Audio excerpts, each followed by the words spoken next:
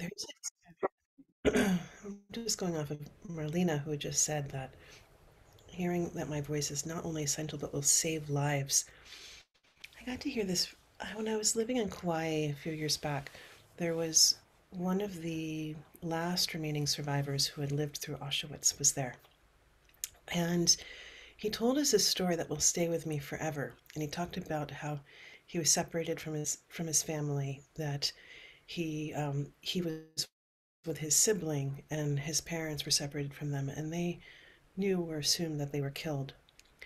And he talked about what it was to live through this experience, and that his parents, every day of their lives when they were children, told them how much they were loved and how much they were valued. This is a very simple thing. He just grew up with his parents saying that they were loved and valued.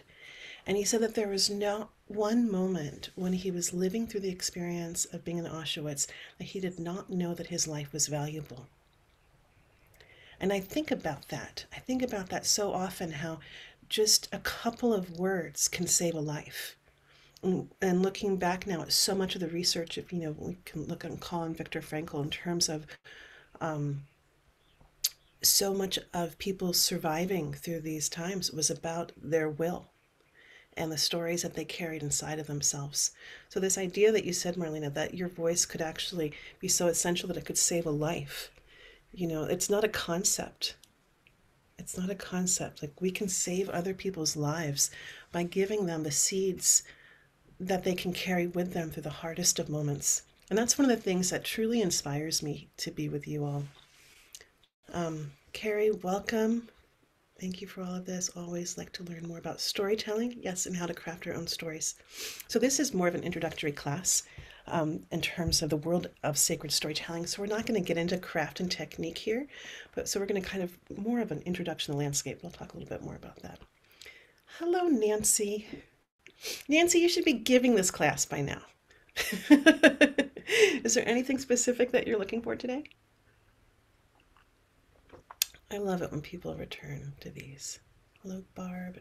No, I just saw it as an opportunity to learn more. And I'm going to have to Great. excuse myself for about 2 minutes, but I'll be back. I'll be Okay, right back. we'll be here. Hi, Loki. Um, I find that doing these classes, watching in gallery view, is very rewarding. So, hello, Connie. Um, and so that's just, it's because we're here in this collective and we're here together. And so if you can be on video, it's always appreciated, because your listening calls forth the stories. It calls forth how we are in presence together. And so just because I'm going to do a lot of the talking doesn't mean that your presence isn't feeding and nourishing our collective space. And that's a part, it's like the great invisibility of storytelling, the myth, the magic trick, the illusion of it is that it's really about the person that's on the stage. It's not. It's so not. It's really about the people who are catching the story. They are in the constant form of defining and shaping what comes alive in their presence. And I could say that as a sacred storyteller, just as someone who's performed on a lot of stages and been with a lot of different groups and just know what it feels like. But, I could also tell it to you as a someone who worked professionally in the media and worked in marketing and understands that people are often trying to feed and give people what they think they want. So no matter like which lens you look at it, I can talk to you from the sacred, energetic. What is it to create a field? What is it to court the muse? And when everyone is there and they're really courting the muse and they're inviting awe and wonder and mystery will come forth. So anyway, we'll just start. I like to start right at the top of the hour. Just welcoming everybody in. And once again, I love to shape these courses, these 1 hour times according to who's in the room. So if there's something that is very alive for you that you're really wanting to explore or want to understand more of, then by all means, like, put it in the chat box and away we'll go.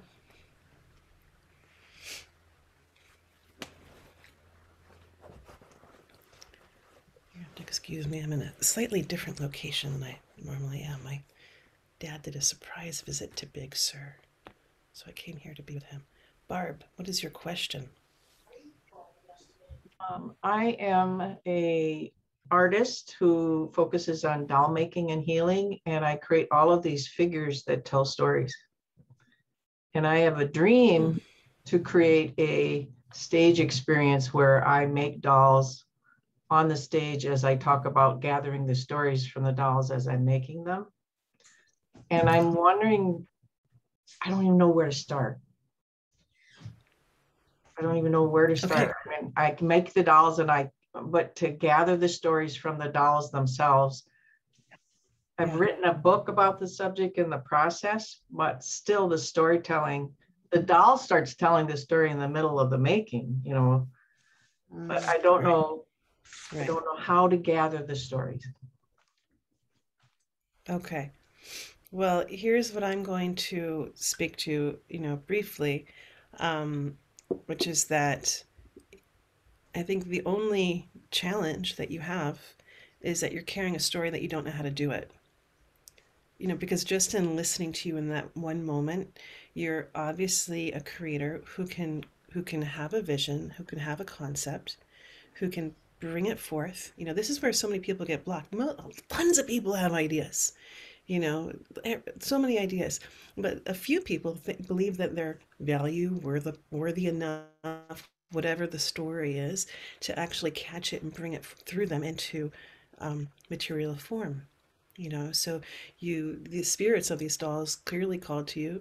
You committed your life, time, and energy, and patience and grace to create tenacity, and I'm sure a couple of pricked fingers along the way, your blood, to create them. And in the process of it, you just said they start telling me their stories, like, as I'm creating them. So I see you as a very competent creator, but there's some narrative in here where you have confidence in creating around your dolls and with your hands. But there's something that says somewhere in there, in your mechanism, it sounds like to me, what I'm hearing is that there's a story that you don't know how to do the same thing through words, and through story. But obviously you're hearing them, right? So I would just play with that block, that story that's saying, oh, I can create this way, but not this way, you know. And the best way, honestly, that I understand, there's two things that we can offer up. One is you can say, okay, um, it could be we need to look at, what is that story that's in there? Is it resistance? Is it the story that I don't know how to? Is it the story that I'm not good enough? We'd have to get in there and say, is it the critic? Is it doubt? Is it the comparing mind? Somebody else writes so much better than I do. I could never do it like that. So these are kind of like the regular, normal suspects, who can get in all of our ways. And so I would go into seeing, okay, well, who's the regular suspect in your life? And start giving them a place to have their voice. I like to do this for 15 minutes. I am the critic. I am doubt. I'm here to say. And you let them, you do a free write. It's what it's normally called, where we just place our pen to the paper and we surrender our ego. That's what it's doing. You're surrendering your ego. You're surrendering the story that I know the way to do this and my way is best. And you're opening your channel to receive from the unseen world. And so you can say, okay, I am doubt. I am the critic. I'm here to say.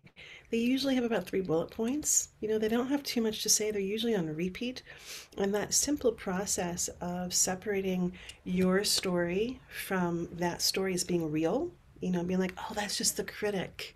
Oh, that's just doubt, and that way when it comes back, you can be like, oh, there's doubt again. Now it's my job to start working with doubt, or circumnavigating doubt, or transforming doubt, or strengthening my will to face doubt, head on.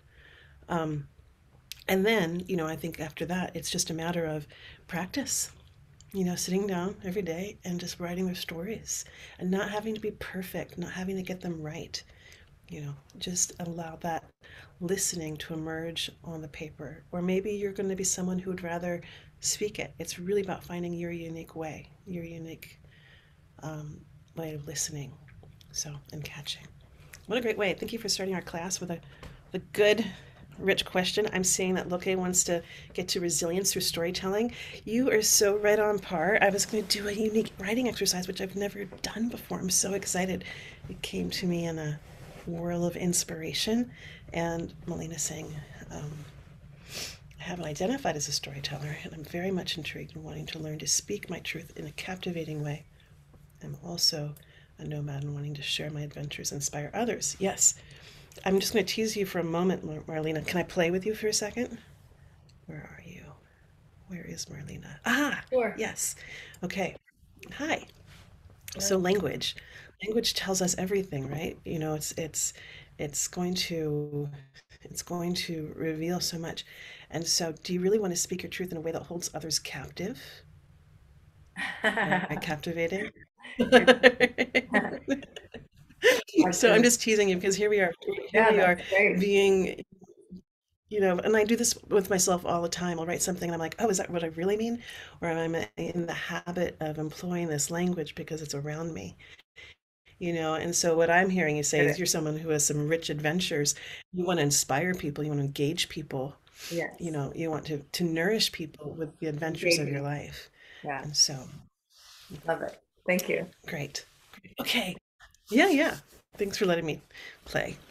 Sure. So let's start. Let's slow down time for a few moments and close your eyes. I invite you to close your eyes. And even if you're not on video and you're going off and you're maybe multitasking, if you can do that, just give yourself the gift of a few moments of doing what storytellers can do. We can slow down time. Hawaiians say that words are so powerful that they can speed up the earth or slow it down. I turned So let off. us slow time for a few moments. And as you come into this space of slowing time, perhaps you might want to place your hand on your heart and just feel what it is to connect with your rhythm. Maybe you can feel your heart pounding in your chest. Probably not if you didn't just, run up a flight of stairs to be here. But perhaps you can take a moment to, as you slow down, begin to feel the pulse of your own rhythm.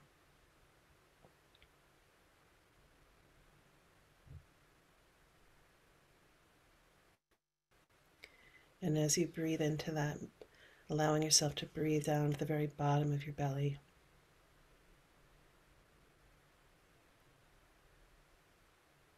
And just slowly exhaling out anything that isn't in your service today. Exhaling out anything that is in the way of you being fully present.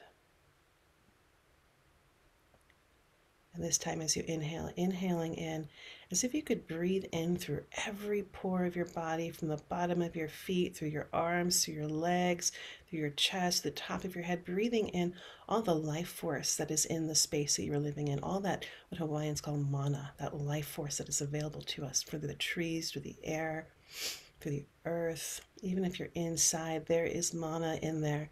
So breathing in as if you can be fed and nourished in the deepest, most profound ways, just from the mere presence of being available and open to the gift of life that is right there with you. And as you exhale out, exhaling out, and anything that's in the way of receiving that.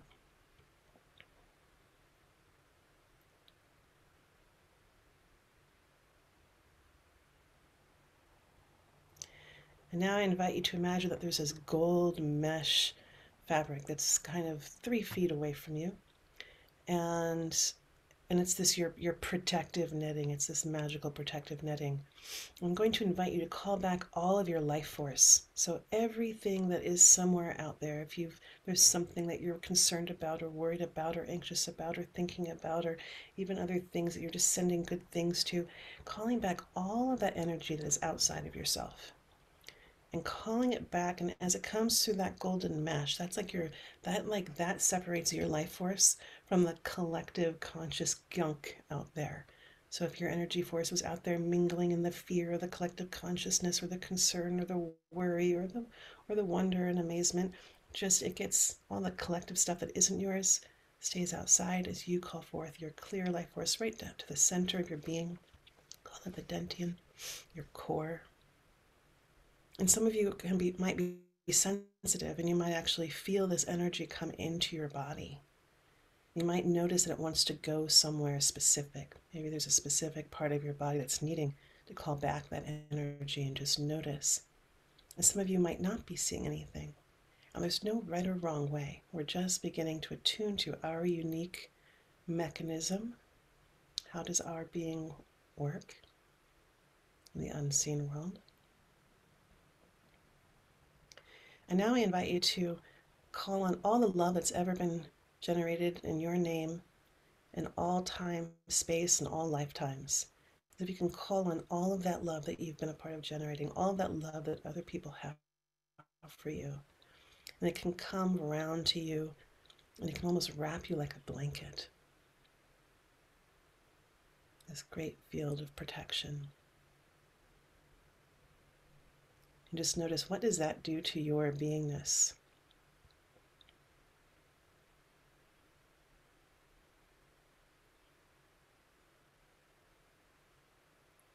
And now with your life force back and this field of protection, perhaps you want to offer something back now out to the collective.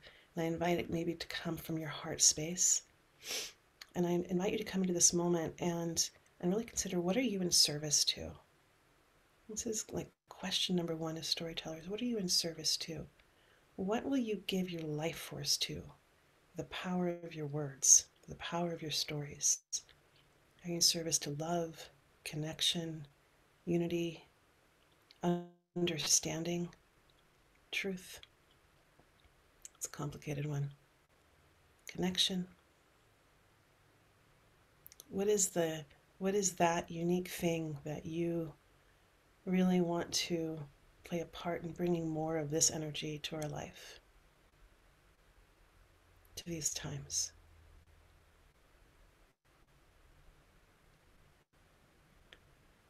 And as you get really clear with it, you can almost speak it to your heart. Just allow it to, yes, heart, this is it. This is what we're giving our life force to on this day, in this way, just in these few moments. It doesn't have to be this way forever. And imagine as if you could kind of beam it out 3 feet past you. Just fill the room with that energy. And you could beam it out across your home, and across the town that you live in, or the city, across the state that you live in, across the country that you live in, and even across the world.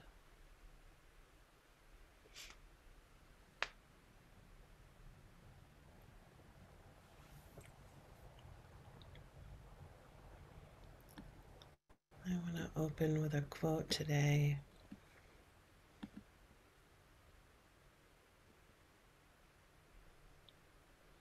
My cousin Helen, who's in her 90s now, was in the Warsaw Ghetto during World War II.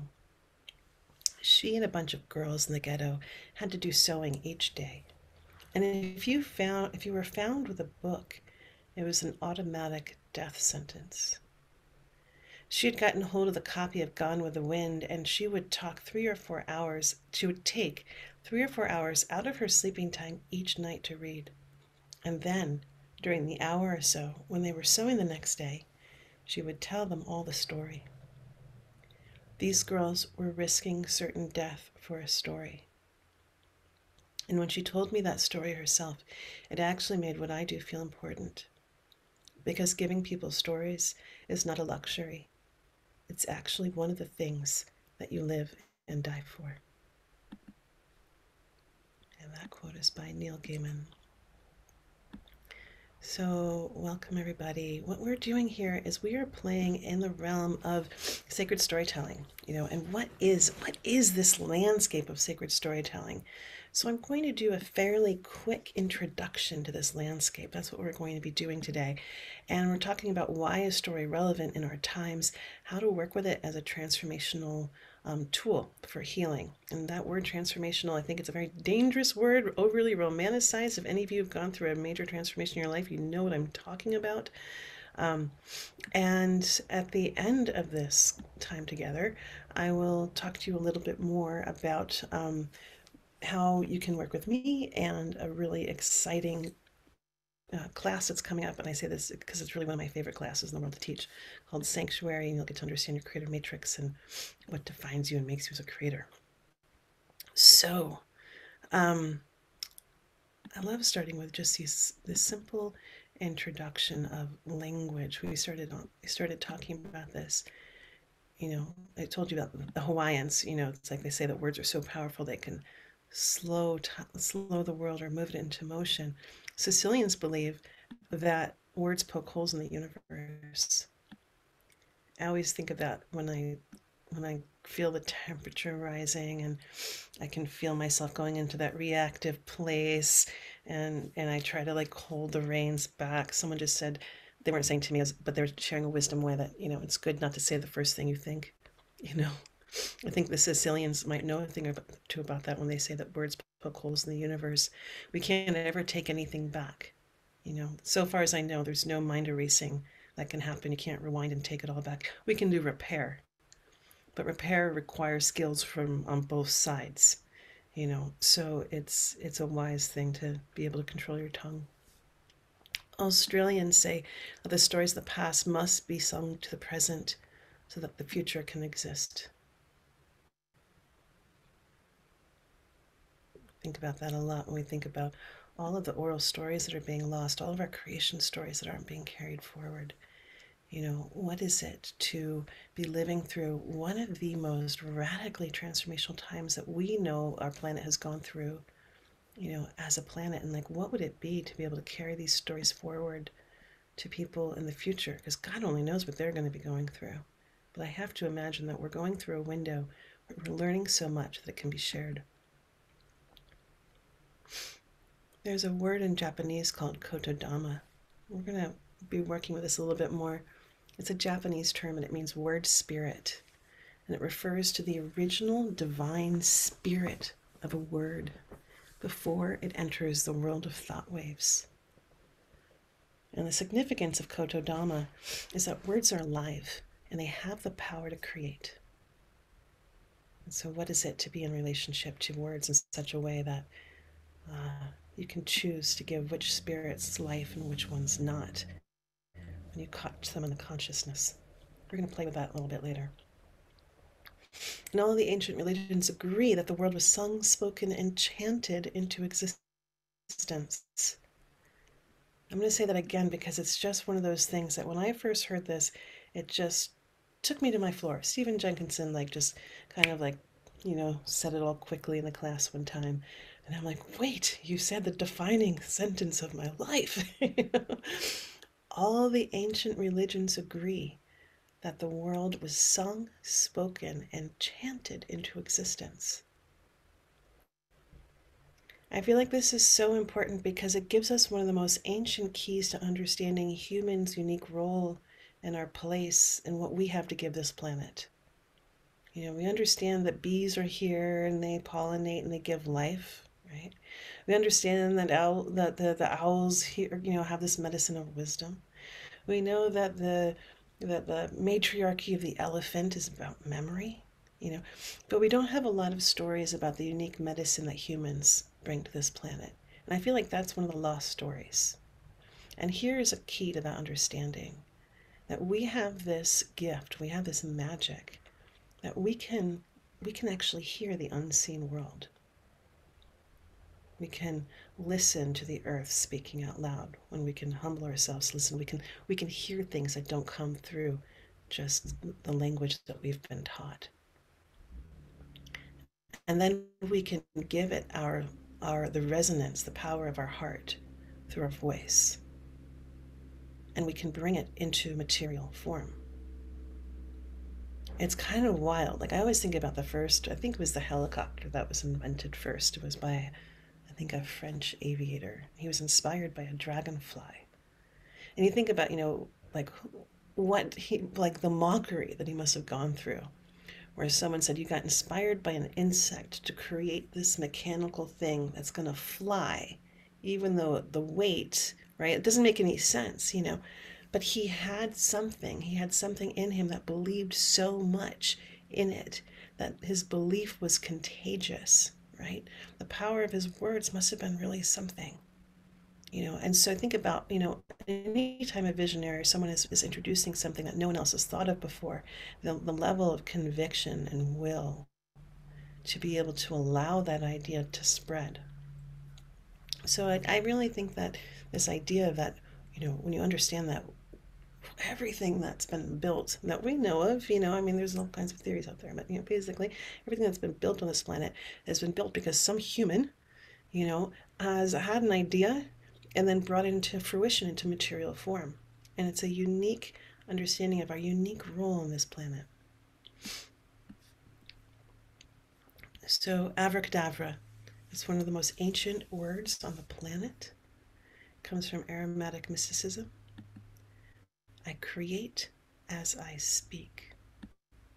I create as I speak. So,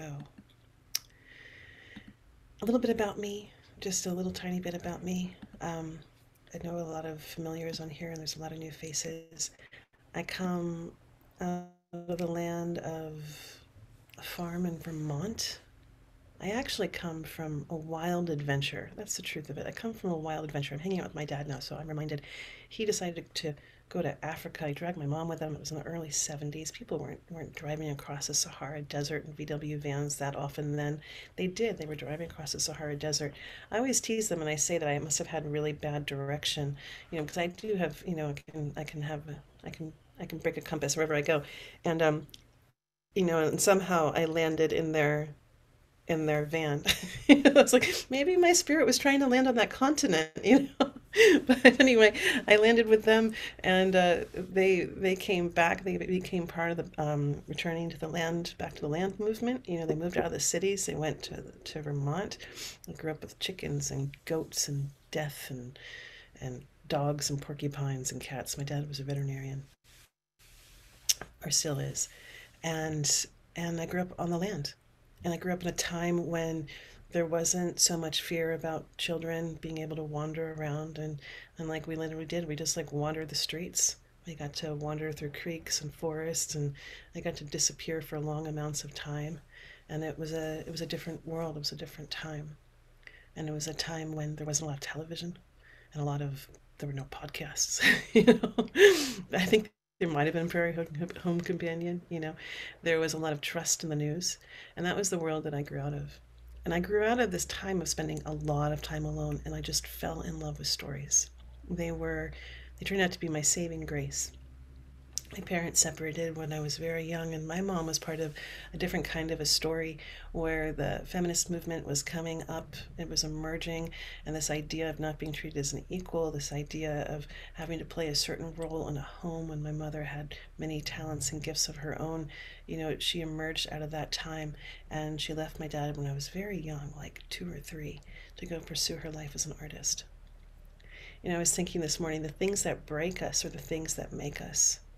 And I don't know if it's harder to be initiated by life when you're younger and it just like strengthens you young or breaks you young, or I don't know if it's easier to grow up in that more secure space and then get initiated by life later. Maybe we can all have a debate about this at some other time.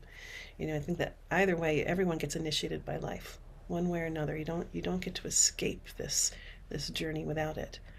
And that kind of separation and that kind of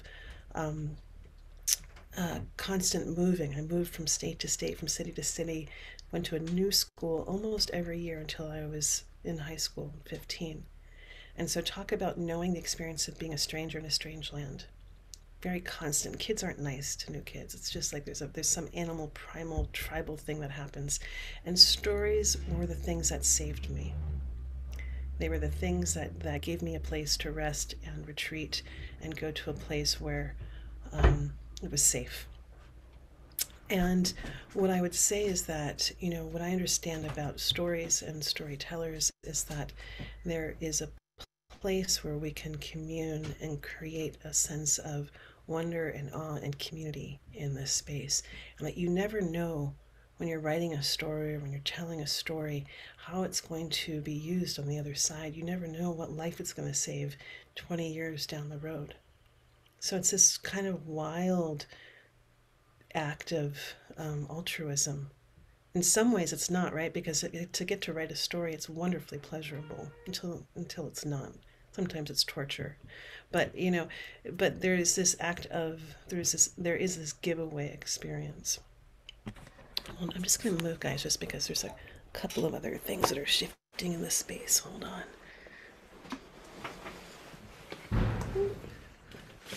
Sorry, I'll move out here.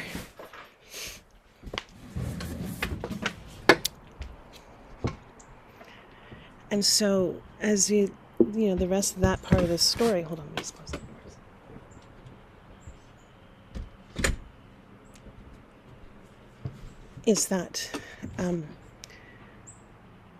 so storytelling came to me pretty honestly, as they say, I ended up working and really finding myself in the world of writing and performance and acting. I was lucky. I had a parent that really saw that I had a gift. And so I got to work with a lot of masters very young.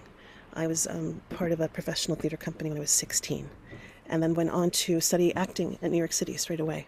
And as I came into the world of theater and professional theater and the professionalism of this world, I soon learned that I was not cut out for that. I had no interest whatsoever. And got to go study environmental education and studied wilderness leadership and went to a really wonderful college called Prescott College and got to be outside of the norm of education, and really again was cultivated in this place that kind of celebrated calling out people's individual talents. I say all this because I consider myself fairly lucky. There are certain things, as you listen to this path of sacred storytelling, there's not a lot of people out there doing it. It's not like a thing that when you go to check yourself on any box, they say storyteller or sacred storyteller. There's not a path of a lot of people doing it. And so it's in somewhat to honor it. I really feel compelled to honor that my path didn't force me into the box of trying to define myself, and I wasn't surrounded by people in my life who were asking me to do that. And so I want to start in this moment as you consider yourself who you are as a creator. We all come to this moment of who are the people that helped us listen to the truth of what we are. Because storytelling is so much that, And then sometimes we also come to those moments, and who are the people who blocked our listening or expression of the truth of what we are. And so I invite you to do this moment to do a little personal inventory. A little fun thing, Cinderella, which, by the way, this is so weird. Are you guys noticing this? That Cinderella has all of a sudden emerged as like a popular story in our time. It's on HBO. There's a TV series. It's even being made into I think maybe like a Cirque du Soleil thing. So as storytellers, you're like, well, what is it about this story that's emerging at our time? Why is this story speaking to us? I have a couple of theories. I could go all dark on you and say, well, because there's something in our collective that really wants some prince to save us. Please, God, just save me from this mess, right? Could it be that? Or, I can go all light and say, what about this idea that one of the key characters in Cinderella is the Fairy Godmother? It's that character outside the family system that helps Cinderella discover who she is. And this is a really important function in a lot of these fairy tales, and you'll see it over and over again. It's the Yoda. There's oftentimes someone outside the family system who helps one discover who they are, and it's a very important function. One of the original translators of Cinderella actually spoke to that very important part of the story. So also I just invite you, like, who are the people outside your family system that were there? Now, if you really want to go for the play, I asked you, said, okay, well, who's the person that blocked you, right? One of the things that we do when we're working with storytelling as a healing art is we really take some time to explore, how do we flip a story? Whatever happened, we can't change. We can't change it. That always happened. But the story can shift and transform because we aren't the same person who that story happened to. Our roles will shift and change. And so when we look back to that person who blocked you, what if you do the sumo wrestling move, flip them over, recast them in a new role, and now they are cast as your master teacher. They are here in service to you. They are going to help you become resilient and strong and do something that you would never have done on yourself. One of my favorite stories is, I don't think I ever told this story. I had a teacher in college, Tom Whitaker. He had one leg. He was in a crazy accident, and he'd lost half of his leg. And he was a mountaineer and kayaker and strong, fierce man. And he was actually the first person with a major disability to climb up Everest. So I was taking some classes from him, and you can imagine he's a wily character. And he looks at me, and I'm terribly afraid of heights. I mean, it's ridiculous that I'm taking all these wilderness leadership classes because there's rock climbing and all this stuff and mountaineering, and I'm afraid of heights. Like, it's for real, And he's like, Leah, you're never gonna be a rock climber. It's just like, and he was kind of like doing me a favor. He was like, just know what you are, you're never going to do this.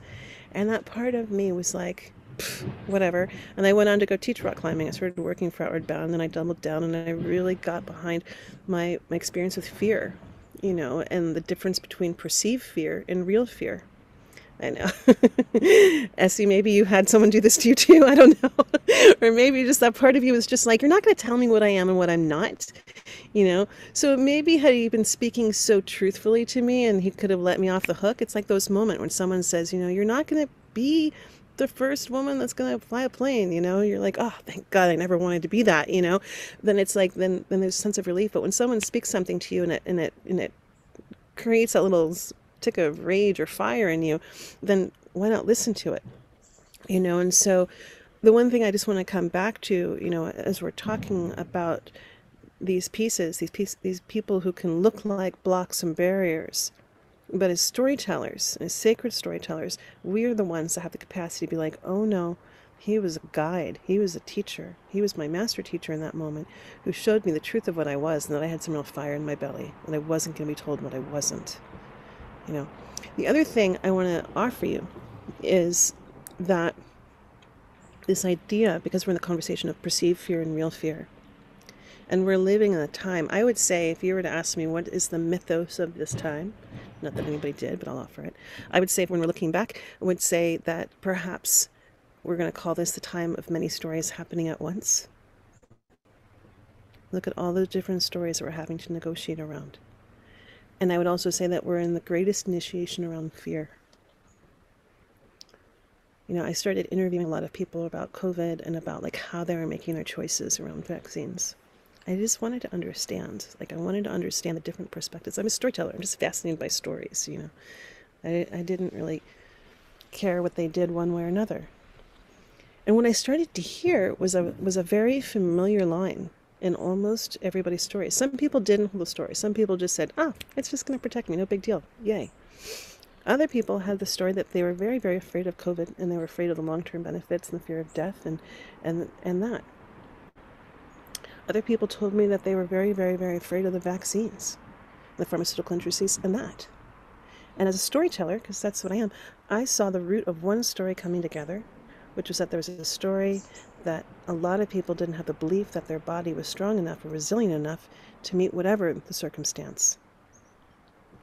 And that's where I feel like as a storyteller, we can be liberated from the facts and information of the moment, because we actually can't metabolize facts and information. We're not meant for it. We're not data processors. We are story processors. We're storied humans. We make meaning out of things constantly. That's how we metabolize. That's how we alchemize. That's how we make sense of things. So when I saw that, I was like, oh, well, this is easy for me to make a choice then. Because I had to get to the root of the narrative. I had to get to the root of the story. And I had to look at, well, what was my fear to face?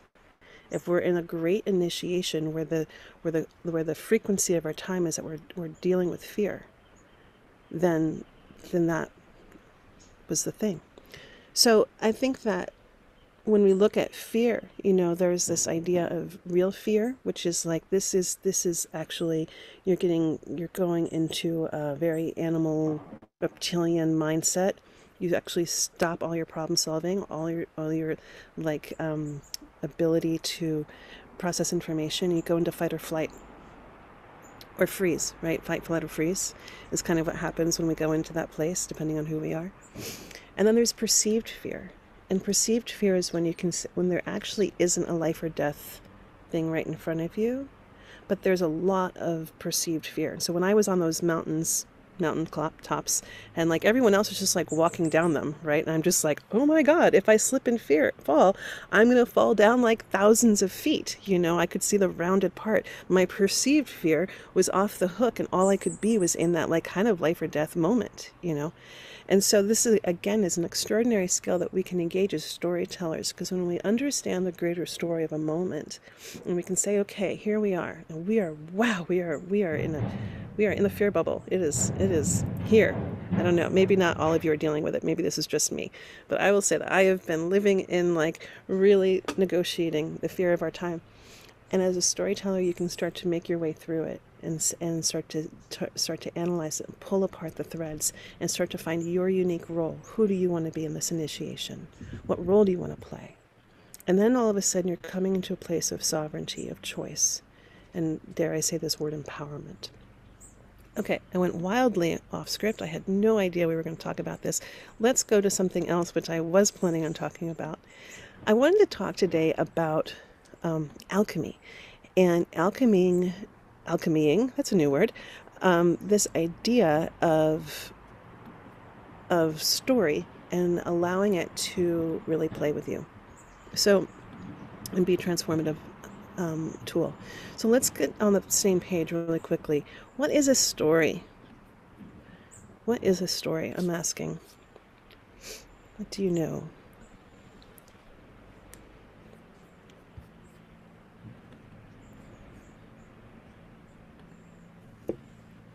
Okay, I'm seeing big smiles. I'm like, what are you gonna say over there? See, it's sharing of experiences, Barb. Yep.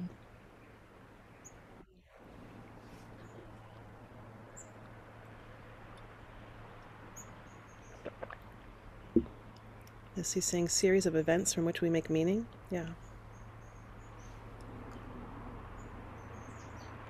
Right, they say his story, it could be her story, right? History is always carried by those who survived. Mirella's retelling interpretation of events. It's following a red thread, says Janet, with the poetry of that. Marlena is saying everything we tell ourselves about ourselves and others is a story, right? So to get very, very kind of pedestrian about all this, telling experience that can be a force for creating common bonds, right? So a story, when we look at it, it's an operating system. Its very design is to help us understand the world around us. When we look at the very first creation stories, what were they about? They were about, they were there to teach the humans that were there how the world worked. When we look at stories, they teach us, our values, our belief systems. They teach lessons. And they also, I would say they're threaded with what do we think is possible? What do we think is possible? I call it an operating system, and after years of teaching this class, I was like, I really don't like the word operating system. So now I like it more of calling it a living library. It's a living library of the human evolutionary journey. The stories of a time define the time and reveal all the secrets of the time. That's one of the great things when you start studying start studying stories, if you really want to understand a story, you can't actually listen to it at face value. It's sort of like going to the post office and thinking that you can understand that person that's right in front of you based on what they look like. No, if you really want to understand that person, you actually have to like get to know them a little bit, get to understand who they are, what makes them, where they come from, what broke their heart, how did they deal with that, are they resilient, what do they do when they get pushed into a corner. Same thing with a story. When we started studying the Medea story, and my partner, I was going to work with this amazing woman on this partner, the story of Medea. And for some reason, that story, she had a lot to say to me. And that story came to me and it said it wanted to be about forgiveness. And I'm like, whoa, that's weird. But I didn't understand it. But I was just like, okay, sure. And I took it to this woman, and we were going to partner on it. And we put all the event together. We were going to do this live performance, live story ceremony. A lot of people signed up immediately. People were like, we were both kind of like shocked. And she looked at me and she said, Leah, I can't do this with you. I have no forgiveness for this character. I'm a mother, and I have no way to forgive her for what she did. In the story of Medea, she killed her kids. And I was like, okay, what are you going to do? Someone can't live in that story. So I waited. And then I was working with a group of students that were taking an advanced performance class with me. And I said, we're going to work with the story. We're going to work with the story ceremony, and we're going to listen for the story and why it's asking to be in this frequency of forgiveness. And so we went on to a deep journey with this story, and we researched it, and we discovered that Euripides, who was the playwright at this time, he had actually been paid off by the people who were living in the town of what Medea did, and that they say that actually the villagers killed her kids as a way of getting revenge on her because she had killed their king. And then they paid Euripides to write the play to change the facts so that in history it would go down this way. And the story gets even more complicated, because Euripides was actually banished after writing that play because it was the first play that showed a woman being and having so much power. So now when you start to understand the story, you have to to even make the approach, you really have to understand the times that it was created in. And you have to understand the taboos of that time. And you have to understand what people were allowed to say and what they weren't allowed to say. And then there's that process of coming humbly to a story, of understanding that some part of it, through the very nature of writing, was enslaved. That it was no longer allowed to be free and emerge and walk in the world in the way that we all do, which is constantly changing. We're constantly evolving. I think about that as a storyteller, that every time we take a story and we put it to words, it can never, ever change ever again. And as a storyteller, I don't experience stories that way. They come alive in front of every group that listens to them, and they change and they transform, and the bones are always the same.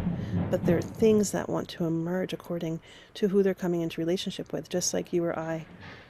Different parts of us are called out based on who we're eating or having coffee with or spending our time with. So when we have this idea that, a story there's complexity to it, right? Now let's kind of go into this idea of what is a sacred story? What makes a story sacred?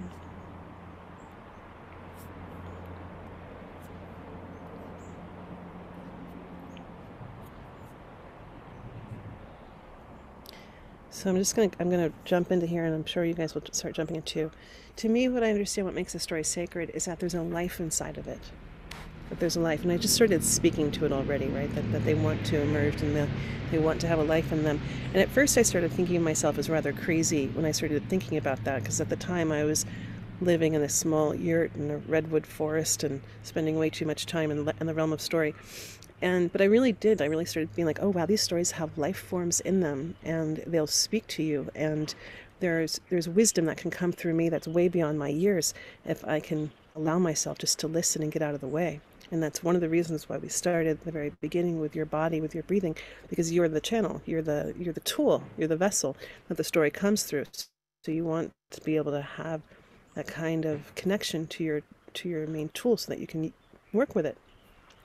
And so when we look at this idea of story as being sacred and being alive, I thought I was crazy, because I was like, oh my God, I can't tell anyone that I think that the story is a living being. People will think I'm nuts. And then I heard Charles Eisenstein say it. And I'm like, well, if Charles can say it, I can say it, you know. And then I started getting deeper and deeper into it. And you know, through scholarship, through really lived experience, you know, what I understand about a sacred story is that it gives us access to that unseen world. And some of us might call that the muse, inspiration, creativity. Some of us might call that the ancestors. Some of us might call it the earth speaking out loud. You know, and so it's a way of being part of a world that's larger than the one that is seen right in front of you. And so that being in relationship with a sacred story, and I would say that Barb is doing that when she listens to her dolls. You know, she's listening to the life that's coming through them. She's not looking at them and saying, well, you've got brown hair and blue eyes, so this is your story. You know, she's like, no, what is the story that's emerging from you? And I would say that even you can tell your own stories in a way that's sacred, and that they become part of this universal thread of what connects us together. And so it's no longer just my story about how this bad thing happened to me, but it's more about, or this thing that caused suffering or pain, but it's about what is the universal thread that's living through us. So we're going to do a quick, short exercise. I don't usually do these in these 1-hour classes, but I was so inspired this morning, and I wanted to do something with you. I'm going to read you something. This is an example. I'm just going to read a couple, just a short little thing. And then I'm going to give you an opportunity to play with this sort of same thing as the same kind of modality. Now, yesterday I was very ticked off. I mean, seriously ticked off. Everything was going wrong in my world of administrative stuff. And I was just really angry. So I wrote down, and I wrote this. I fell for that silly story that we needed to rush to fix what we broke and race to save the planet. It was ingrained in me as a youngling, and yet it is the haste that makes waste, the race that loses each moment, scatters them across time, where not even memory can recollect. It creates a blur of unformed thoughts where strategy is traded in for adrenaline, and this race story is like feeding crack to a drama-addicted society. I'm not going to keep reading this piece, but what I wanted to speak to, and it's one of my favorite games lately, most of the things that I write these days are coming from some act of suffering or pain. I'm just going to say that, you know, and I could have gone on Facebook and blabbed about how ticked off I was and how we were wasting so much time and how everything was going wrong, right? Or as a storyteller, and this is it, this is the key to liberation to me, this is the delight of being an artist and a creative, is that you have this moment to consciously choose what are you going to create in the world, what are you going to put into the world. I was in the middle of a big lesson that haste makes waste. I was deep in the pain and suffering of what it is to rush. And so what is it? To open your channel to the moment, to the wisdom that wants to come through about this teaching, about this deep ingrained thing that's been shoved on top of us, about this racing, that racing is the answer, that rushing is the answer, you know. And so I want to invite you into this moment, and you're just going to do a 3-minute free write. I literally did the same thing. That was a 4-minute free write. To sit with yourself for a moment and think about what's really pissing you off. Like, seriously, like what is the bee in your bonnet right now? Okay. Now, it's not the person. It's not the thing. There is an essential, universal human thread that you are experiencing. So catch that thread.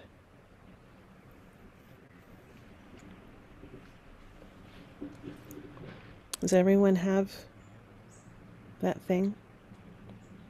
Okay.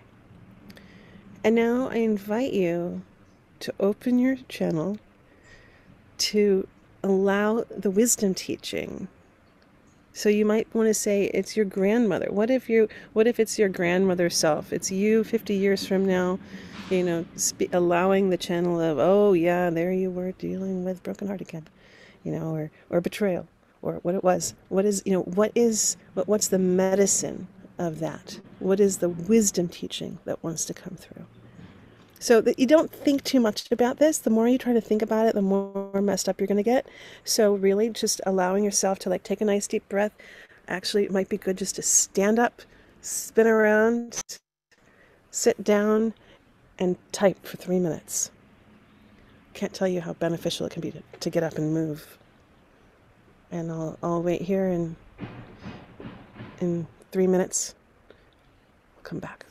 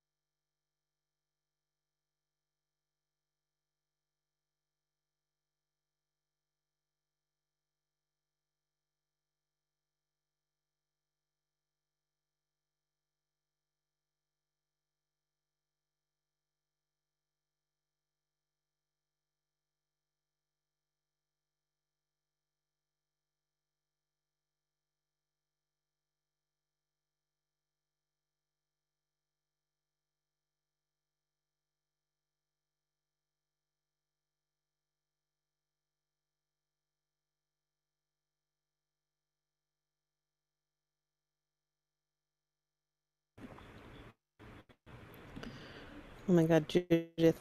I I don't know if you guys are hearing the construction behind me and that's what you're talking about, or if you have construction in your area, but I'll tell you a funny story about, there used to be I have these neighbors who used to have the nicest old dog.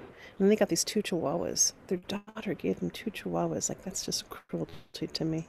And they harass our block, these 2 dogs, because we live in this little canyon. So they're it literally, it's just this thing. I thought I was going to go insane. Their classes, some of the old master classes were dealing with chihuahuas. But they've become my teachers, right? It's okay, how much can I focus? But then the neighbors on the other side, they started drilling. I swear to God, I think they were drilling to China, and they drilled for a month straight. And when they were done, I was so grateful for the chihuahuas.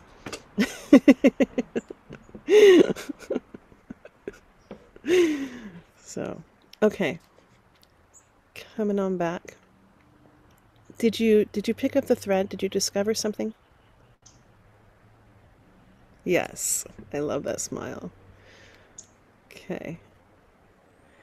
So I'm going to invite you to, don't put it down. Well, I mean, maybe put it down for a couple moments and we'll finish our time together. But, this is truly, I think, one of my absolute favorite practices. And it's so simple. It's so simple that it's disarmingly simple. Where that thing that is it could drive you mad. It could drive you to be a person that you don't want to be. It could drive you to say things that you can't take back, right? and to say, okay, who do I really want to be in this situation? Do I want to be prey to the circumstance, and be eaten alive by it? Or do I want to step onto that pathway of elderhood? Do I want to commit myself to finding the wisdom of the moment and living from there? That's to me, it's that grabbing the reins of the situation moment. Who do I really want to be in this moment? Do I want to grab the wisdom that's being offered to me?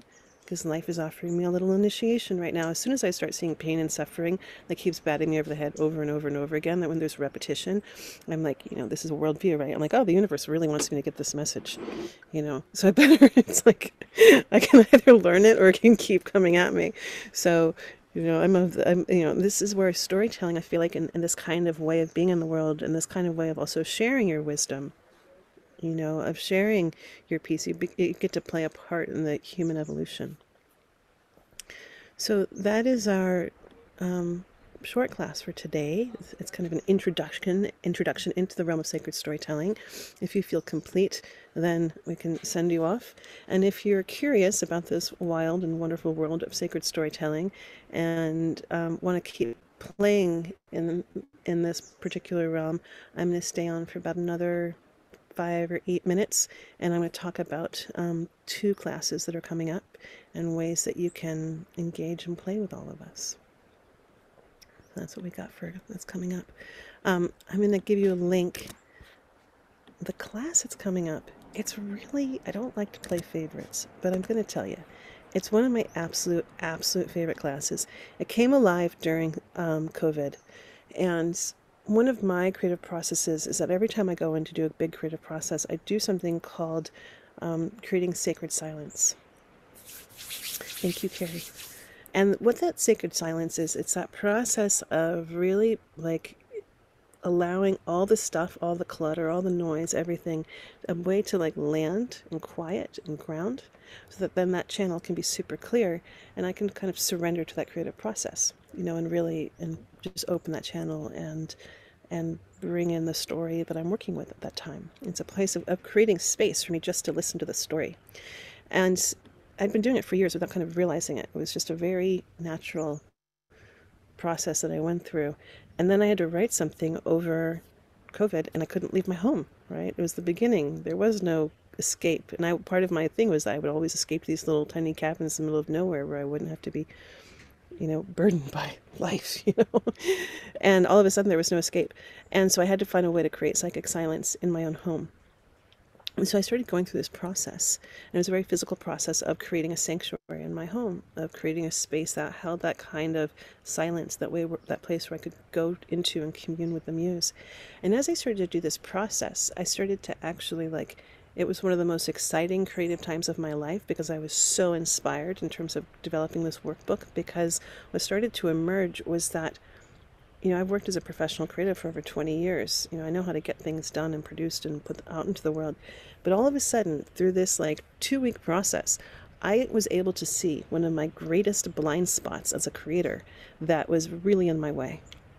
And I had never seen it before. I almost wept when I realized how obvious it was through this physical process of creating space.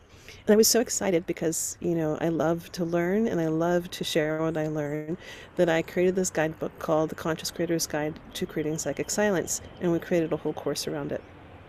And this course turned into the first course of what would become a program that was designed to go through every chakra of the body and give you a way of really understanding who you are as creative.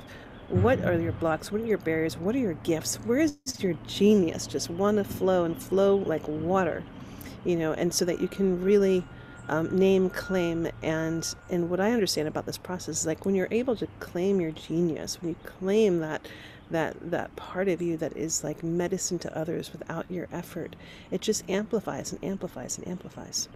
So I'll do a quick split screen and I'll show you this course. And this page was designed by an incredibly talented woman, Andrea.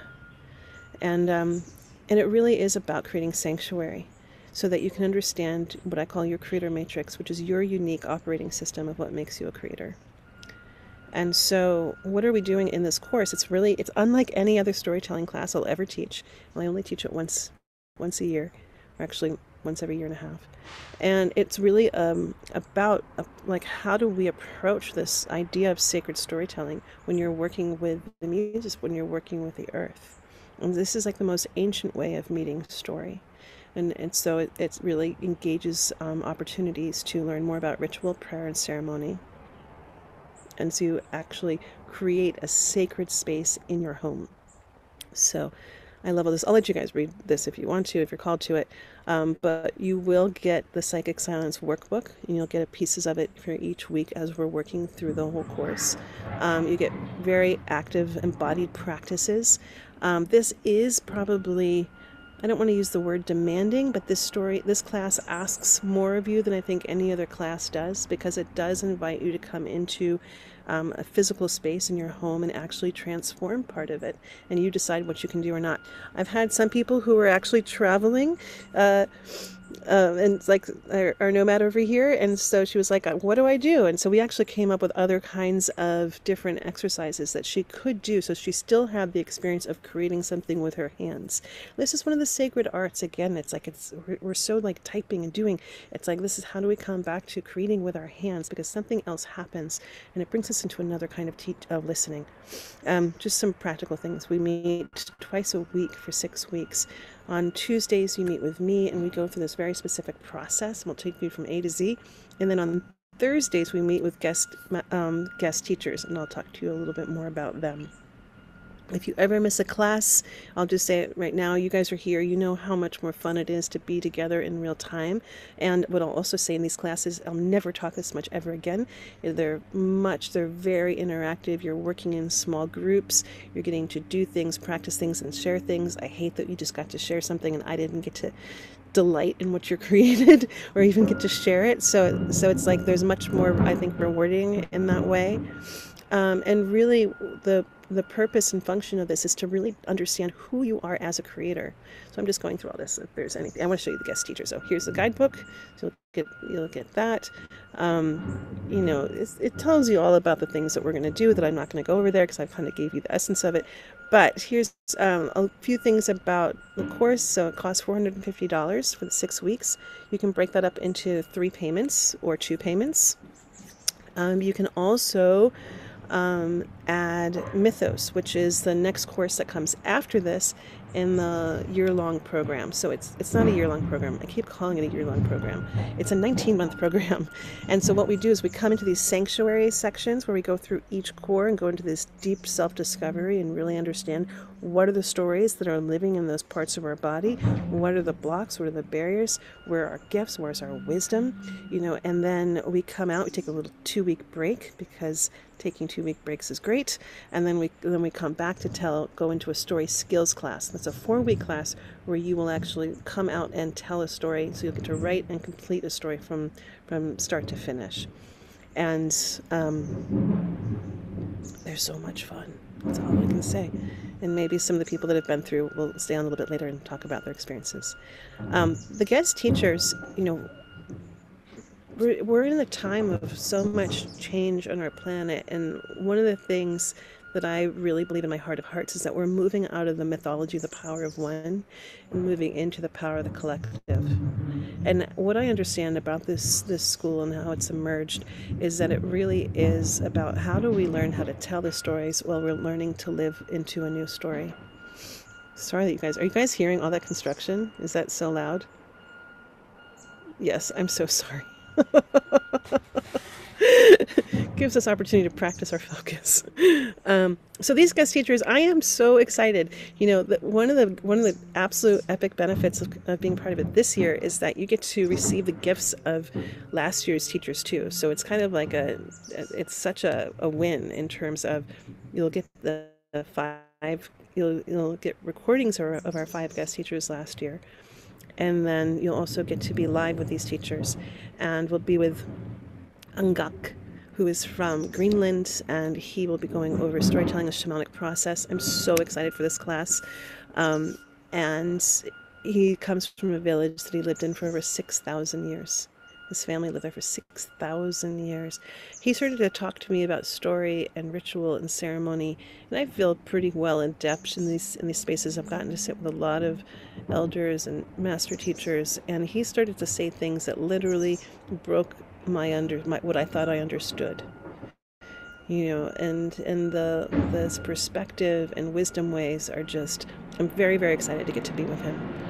We'll also get to be with Tyson, who wrote The Story of Unseen Relations, the language of, he wrote Sand Talk. Sorry, that's the name of his class. But he will be talking about the language of spirit. And he is a Wile E. Coyote character. He wrote Sand Talk, which is all about how indigenous thinking can save the world. He's coming out straight from Australia. I'll say that his heart seems a little tender right now. They've been in a pretty serious lockdown, and it's preventing their people from meeting and going into ceremony, and it's just a challenging time. So we might hear a little bit about those parts of life. But he has so much to bring. We're going to be going into, again, like, what creates sanctuary? And this is the big question. How do we have a sanctuary in our home, in our being, and then in our world? And we're going to be working with Serena about the reclamation, ritual, and renewal, decolonizing and unsettling our stories. So we're going to be taking on elements of race, and how do we be together in these times, and how do we create safe places, and how do we create safe places in ourselves and our communities. We're going to be then going on an adventure with Devora Browse, listening to your earth from soil to soul. And we're going to be bringing in elements of permaculture. And I love this piece in the sense that as a storyteller, I understand that life, it's like that we are gardeners. We're gardeners planting seeds all the time. And this is the way of us deepening our understanding in our bones about these relationships. And then we'll finally complete with sanctifying your space with your own sacred symbol with Kristen Myers. This has been a very, very, very popular class, so much so that she's gone on to teach on her own. I always invite people, and that's why if you're thinking about doing this, it's like we're 2 weeks away, and I would say jump in, because there are some things that you can do to prepare. We'll start giving you the very first videos that you can study, and what I would really inspire you to consider is to get and gather your own ritual kit. And so you'll want some time to do that, and to do it in a good way. And you'll be using this along with our practices. So, you can go through and look at all this. I'm not going to bother you with that part. The one other thing I just want to show you is that, I'll bring you this link too, is that you might realize that maybe you don't want to do the whole series of Sanctuary. Maybe that's not your jam, but you really want to learn from our master teachers. And so I'm giving you these links here because some of our emails go to spam. It's so frustrating. So if you're here and you really know you want to do this, like, grab these links and make sure that you also go hang out in a spam. So what I did is, it used to be that you could only get access to our guest master teachers if you were in the classes, but our community has been growing over the past 4 years, and I just love that we can open them up. So if you're saying, wow, I love Sanctuary, but it's not my time, or maybe I don't love Sanctuary, it's not my time, but I really want to come be with that master teacher, or do the series of master teachers, you can also do that. So we'll be sending you information about how to do that. And so there's information about that class. It's coming up on the 30th. Any questions?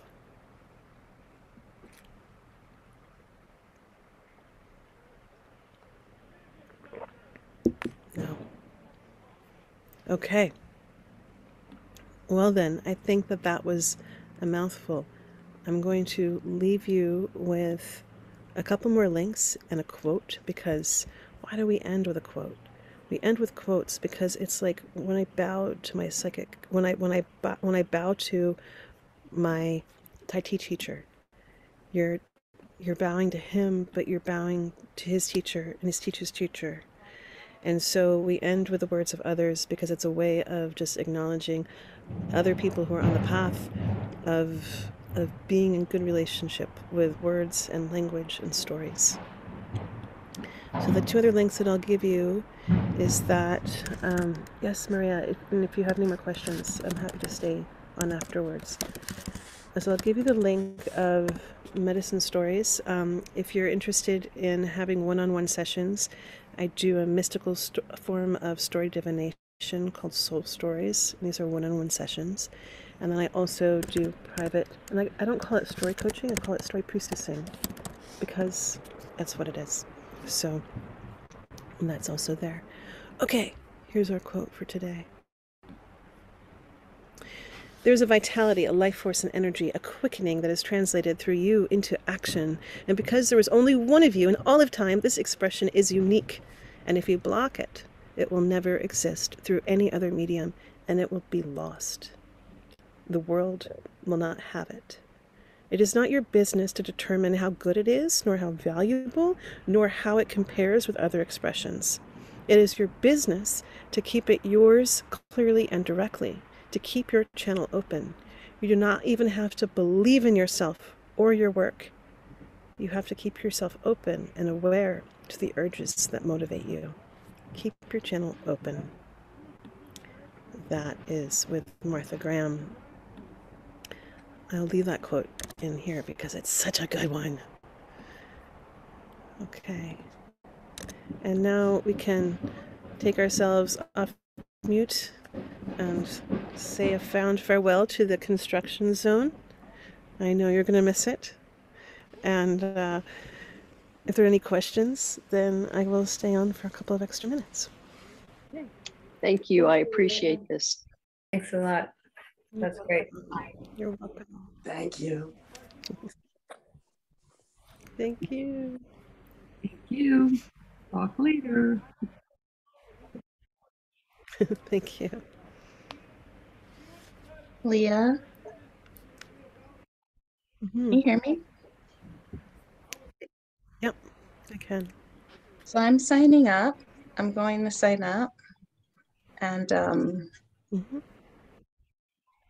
I was wondering why you said it was 19 weeks. Oh, 19 months. So Oh, this is the first module of a 19-month program. So this is a 6-week class. And so people can sign up for the whole year-long program, or you can just take it one module at a time, however best serves. thank you. Yep. Good. I'm looking forward to seeing you there. I have a question about signing up and the timing of it. I am on contract as a travel nurse through October. And so two the Tuesdays, I think, I wouldn't be available. And I know you said it's recorded, but I think the first day of class is one of the days I wouldn't be available, which isn't. October 5th. Yeah. You know, I mean, of all classes to miss, it's probably the best one to catch a recording on, just because we're really, I mean, I hate to say that, but it's true, you know, because what we're doing is we're doing a lot of creating norms and understanding of how we work together. So it's a lot of information gathering, if that makes sense, on that particular day. So the one thing that happens on that day is that you get assigned your small group. Okay. And so for people who want to work with people outside of class, but that's easy. You can easily get, you know, added to another group afterwards. That's not a problem. Okay. And I may be able to like come into a window of the class during my lunch hour, but I can't guarantee you what time my lunch hour will be. So, Yeah. okay. Thank you. You're welcome. You're welcome. See you soon. All right. Bye-bye. All right. Have a wonderful day, everybody. Take good care.